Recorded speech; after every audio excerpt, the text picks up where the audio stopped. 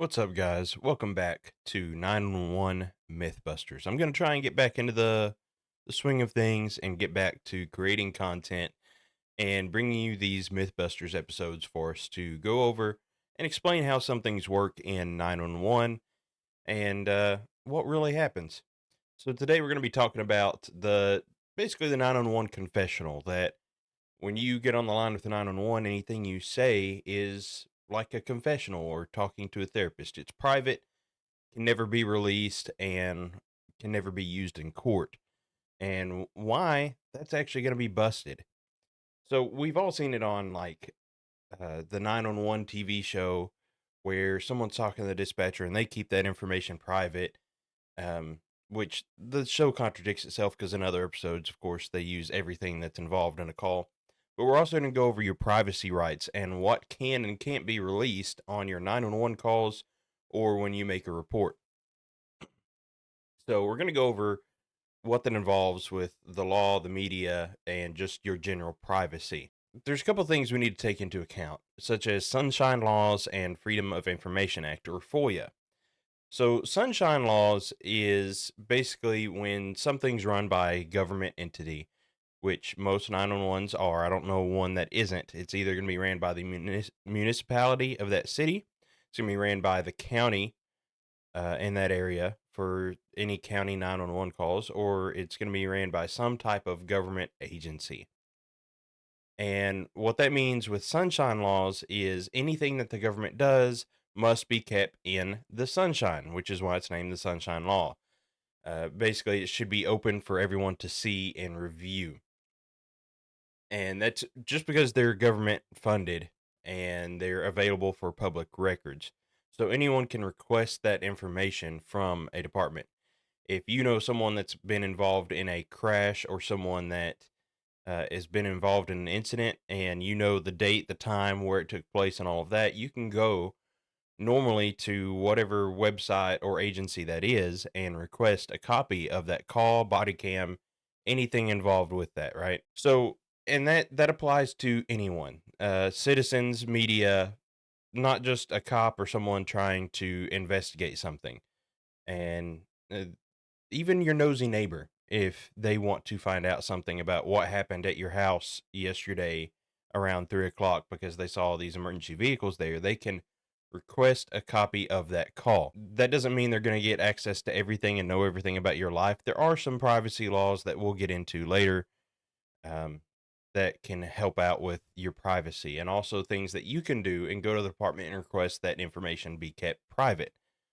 Um, but anyone can do it. Even a lot of these true crime YouTubers and body camera channels and things, when they get original body camera footage, it's because they've done the work to get the Freedom of Information Act request. Now, since I work for a local agency, I'm not actually going to go through the process because I don't want to create any issues with my job as far as actually getting a full blown request to show you guys exactly how it's done, or get you an actual call to go over. But I will teach you how to do that. I will teach you how to get the information without actually getting a copy of a real call. And I'm also not going to show my local agency because why would I do that? Dallas Police Department's page, and I will show you kind of, if I can get here. So looks like this is going to be pretty simple. So I'm going to switch over to another screen here. And this is Dallas Police Department's main page. So here you can see all the different options here. You can file a police report online. So a lot of Metroplex agencies, because it's such a large population center and everything, a lot of things can actually be reported online that are minor, not involving immediate threat to safety or property. Be focusing on, if you click on open records request, you can request it for a city function. So a lot of times, even cities will offer open records requests for utility reports, anything involving city government. You can request an open records request for, and you'll oftentimes be asked detailed what you're wanting to do. So if you want to see the budget for this particular thing and what they spent money on, you would type in there, of course, that that's what you're looking to get. But what we're going to be focusing on is police open records and crash report requests. So you do that, and you can get them directly from TxDOT. So crash reports are reported in Texas to TxDOT. Whenever one of our officers takes a crash report, it gets submitted to our records department and sent off to TxDOT. Um, so that way it's logged in there. But we're going to be more focusing on the open records request because that's what. Now, a lot of times you'll have to log in. I'm not going to create an account. But as I said earlier, I'm going to switch back to the main camera. As I said earlier, what's going to happen when you log in and create that account, it's going to give you a list of information. It's going to give you date and time occurred. So you pick the date and around what time it occurred, the location it occurred at, and a lot of times we'll have a blank area, like on our physical forms at my department, we'll have a blank area for you to put exactly what you are looking for. If you're looking for the body camera, the 911 call, or if you're wanting to get all of the above, full report, CAD logs, things like that. So you do that, you fill it out, and a few days later, usually you'll get that information. Sometimes there is a fee associated as far as the to offset the cost of the programs it takes to create these reports, or sometimes the bandwidth it'll take to send you and for you to be able to download body camera footage or a 911 call. Because we all know that nothing in this world is for free. You have to pay for your internet, just like police departments usually have to pay an exorbitant price for internet, CAD programs, programs to download this information properly to a secure file for you to be able to get into your email and download. So that way they're not just releasing it and then it gets leaked all over the internet. You have to make that specific request and want that report. Now, also, when you get the audio of these 911 calls or the body cam, you're also probably, more than likely, if you want a full report, you're going to get a log of the CAD, which is what dispatchers use to put in the information for a call for service. And anything that we say in there is going to be in that log. Um, Even let's say you give your name as a reporting person, and that's all you did is you called in on something, your name is generally going to be at the top as the caller. Some agencies do go ahead and black that out, especially if they see call notes saying that the caller wants to be anonymous. Usually, when a caller says they want to be anonymous at my agency and they don't give a name, I will just put anonymous as the caller. Now, keep in mind, people, if you want to report something anonymously and you're the only one reporting it, a lot of times police can't act on that information. They have to have someone that the crime is actually against. Let's say you're reporting a reckless driver, they sideswiped you, but it's not that much damage. You really don't want to be involved in it and you want to report it anonymously. Well, we don't have proof. We don't have a complainant. We don't have a person saying, yes, I swear that this happened to me and you can see the damage here in my vehicle. We can't just go stop someone and say, well, someone called and said you hit them, so we're going to have to give you a ticket for that or whatever the case is, because we don't have an actual victim to the alleged crime. So keep in mind, if you report something anonymous, that police can't always act on that information. Now, if you're anonymously reporting that there is someone with a firearm in the mall and acting crazy, and officers respond to that, they can physically see that that person does have a firearm and they are acting crazy. So they can act on that information because they can actually go there and see it occurring in real time. Now, as we get into that, everything that a dispatcher logs will be in that log. Some people get offended at that, but the call takers are trained to put down what they are hearing and what they are experiencing on that call. For instance, you may see a note that says caller sounded possibly intoxicated or caller slurring their words, because that could be important information as to the investigation that may have to take place. So if you call 911 and I hear that you're just bumbling around and you can't really make sense out of your words, I may put that in there. Now, could that be from a medical reason? For sure. But that's what the officers are going to go and find out. And that's why we put that in there, is so that way they have as much information as they can and as they have access to, because they can't live pull the 911 audio right there on the scene. Now, we can pull it ourselves and send it to the officers if necessary on major incidents. That just prolongs things, though. So we try and type it down so that way they can see that this is what we heard versus always having to go back and get that audio and just prolonging contacts. We may also put something such as caller is uncooperative. So we're asking for information, and all the caller is saying is, "Man, just get here. Man, just get here." And it's like, well, do they have any weapons? Where are they at right now? Can you give me a clothing description so we make sure we get the right person? And they're just constantly, "Man, just get here. Man, just get here. Man, just get here." It doesn't bode well for when things go to court, which is our next point. When things go to court. So, a lot of people also believe that 911 calls fall under the hearsay rule in court. Basically, what the hearsay rule is that you can't use something that someone heard or said outside of a court setting as evidence. Now, the 911 call falls under a very specific exception called excited utterances.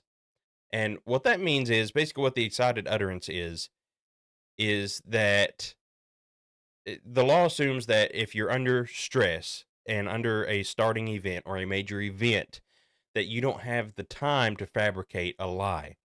So basically, what you were saying right then and there is the raw truth. It is what is happening right then and there. So that generally falls under the excited utterances clause in that information and hearsay rule. So 911 calls are sometimes the actual star witnesses of a trial because it indicates what was going on right when the incident occurred and not when officers got there. Let's say someone was hurt badly and I can hear the caller on the line telling the person that got hurt, "Man, I told you not to mess with them. I told you not to go up to them and do that." That creates context to the call.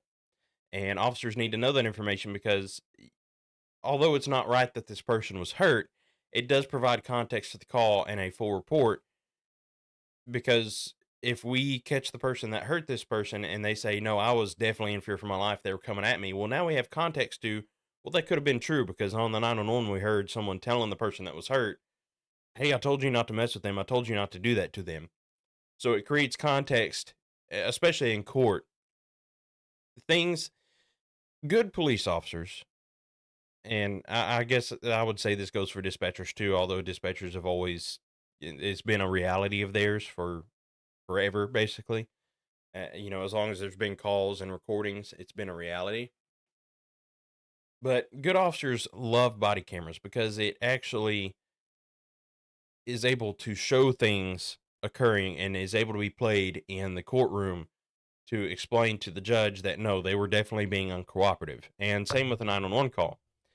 It can be played in court to provide context to the situation and either back up the victim, or if somebody's claiming something against even the operator, or claiming something happened that didn't happen, we have the 911 call plus the information from the call to provide context to that. Now, there are certain types of information that are protected and that can't be put out there.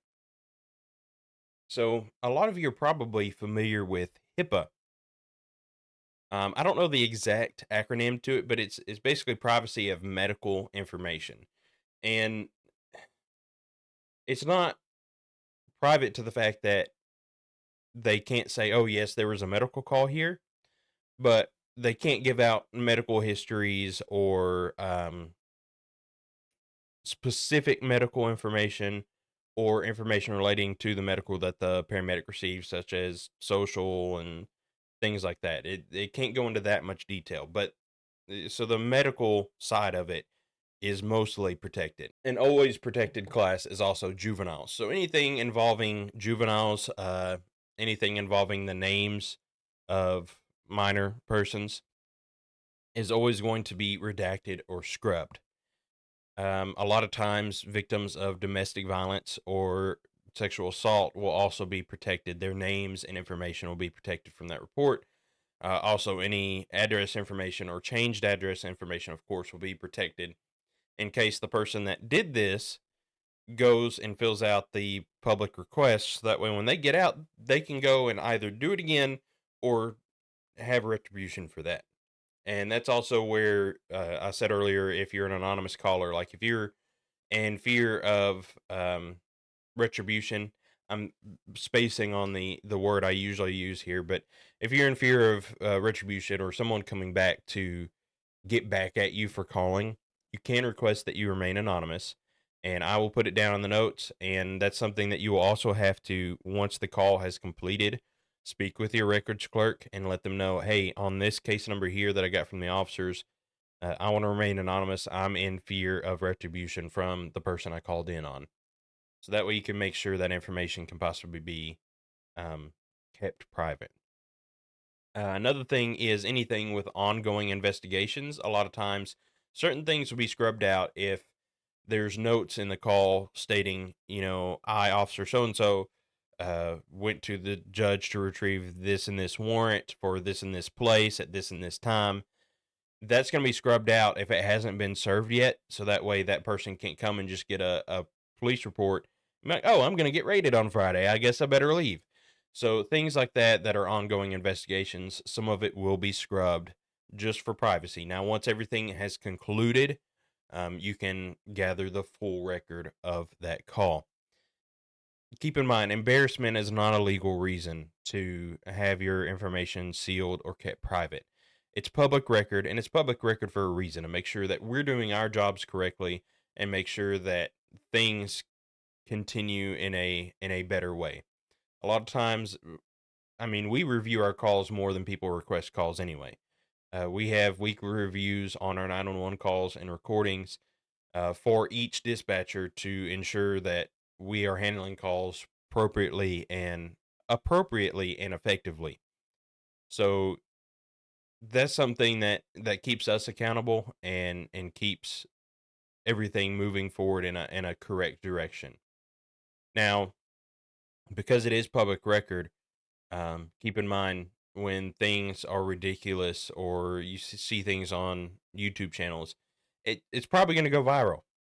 Keep that in mind when you call or when you do something in front of a body camera or in front of, I mean, we have cameras all around the world now and things go viral every single day. Um, I'm not saying that humans should be perfect because they're not going to be and we shouldn't expect them to be. But, um, sometimes if you're prone to being hot headed, maybe keep that in mind. But it could also end up on the evening news. And that's how a lot of these news stations get it too. They'll find out about an incident in the morning, and by 5 p.m., they're already playing the 911 call on the evening news. So, in total, this myth is going to be busted. What you say on 911 is not private. And most of the times, not only is it not private, but it has the potential to go viral. Anybody can pick up that 911 call or pick up a record of that event that happened. So just keep that in mind next time you call 911. And remember to dial up those details. Now, we're going to close out with what you should do every time you call 911.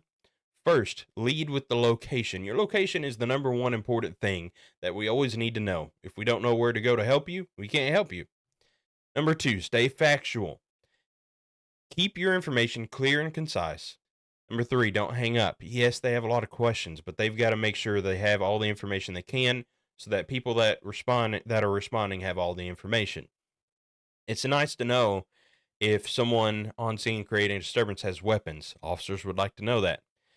If you're calling in a fire on a shed, it's nice to know if there's gas tanks or propane tanks in that shed for the firefighter's safety when they get there. If you're calling in a medical emergency, it's nice to know that this person that might be having a heart attack has had two other heart attacks because then it is more likely, okay, they definitely know they're having a heart attack. Now remember, knowledge is power. Stay safe and informed. And if you have to dial 911 in the meantime, to dial up those details. We'll catch you on the next 911 Mythbusters. If you have any ideas or any things that you want to know or see or have explained, just reach out in the comments and let me know. We'll see you next time.